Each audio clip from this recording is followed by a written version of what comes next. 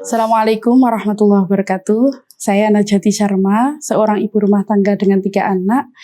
Saat ini saya mengasuh di pesantren Al-Munir Pangkat Tegarrejo Magelang. Saya lulusan Pondok Pesantren An-Nur Maron Luanu Purworejo. Saya juga pernah menimba ilmu di Pondok Pesantren Sunan Pandan Aran Yogyakarta dan juga Pondok Pesantren Al-Falah Ploso.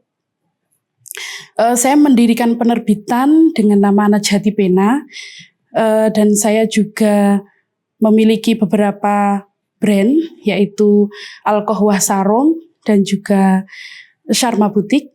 Saya juga menulis beberapa buku, diantaranya adalah lipstick, antologi cerpen Kupu-Kupu Marrakesh, 2 Barista, Moral Kode KPFI, dan lain-lain. Saya menulis sejak tahun akhir 2019, karena sebelumnya saya konsen dengan lembaga saya sendiri, jadi sudah lama sekali saya melupakan hobi menulis itu. Karena saya kan lahir dari pesantren salaf yang biasanya fokus dengan pendidikan mengaji dan menghafalkan Al-Quran, sehingga hobi-hobi menulis ini muncul lagi nanti ketika saya setelah menjadi ibu rumah tangga. Saya tidak pernah mengasahnya di semacam seminar atau sekolah menulis dan lain dan sebagainya. Itu memang awalnya murni otodidak, akan tetapi suatu hari saya bertemu dengan semacam komunitas dari Pondok Tambak Beras yang digawangi oleh Neng Nisaul Kamilah. Ini namanya Halakoh 1001 Aksara, dan ternyata menemukan teman-teman yang satu frekuensi, yang mana kebanyakan sama-sama santri yang suka menulis. Itu ternyata menjadikan saya kembali percaya diri untuk menulis. Jadi karena saya percaya diri untuk menulis ini, hobi-hobi saya atau cita-cita saya yang sudah lama terpendam muncul kembali, sehingga dalam waktu 2 tahun alhamdulillah saya bisa menulis 5 buku.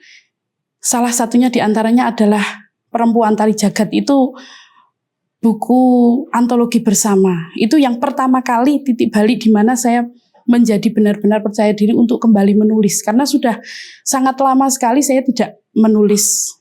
Ini sudah cita-cita remaja, saya senang menulis di usia 12 tahun, akan tetapi saat itu kan biasanya remaja zaman saya dulu, itu kan nggak ada gadget ya, nggak ada media sosial. Jadi biasanya remaja di usia 12-13 tahun itu biasanya menulis melalui diary. Ternyata menulis melalui diary itu bisa menjadi semacam latihan bagi saya, sehingga kepenulisan saya itu bisa terasah dengan alhamdulillah memudahkan saya untuk menulis saat ini. Karena sebenarnya kepenulisan itu adalah keterampilan yang bisa diasah. Menulis itu adalah keterampilan yang bisa diasah. Jadi orang yang bisa menulis hari ini itu bukan orang yang tiba-tiba lahir begitu saja, tiba-tiba langsung bisa nulis, itu tidak seperti itu. Menulis itu adalah latihan yang berkala, yang ketika seseorang itu lebih sering mengasah kepenulisannya, maka dia akan semakin terasah skillnya. Jadi hasil berbanding lurus dengan usaha. Ternyata itu menjadi latihan. Kalau anak-anak zaman sekarang itu biasanya mengasah kepenulisan itu melalui media sosial, ada Wattpad, ada Joylada dan lain dan sebagainya. Saya malah tidak menginstal itu. Akan tetapi itu biasanya sangat membantu skill kepenulisan tersebut.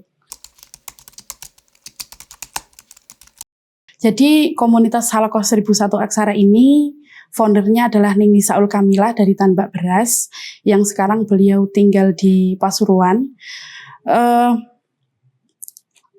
Halakoh 1001 Aksara ini beranggotakan kebanyakan dari emak-emak trainer atau entrepreneur online, karena di online ini antara emak-emak ya, mohon maaf saya menyebut emak-emak karena kebanyakan mereka adalah ibu rumah tangga yang bertemu melalui online, yang mana kebanyakan emak-emak ini berbasic seorang entrepreneur. Jadi terbiasa menggunakan copywriting atau menulis untuk promosi produk-produk mereka.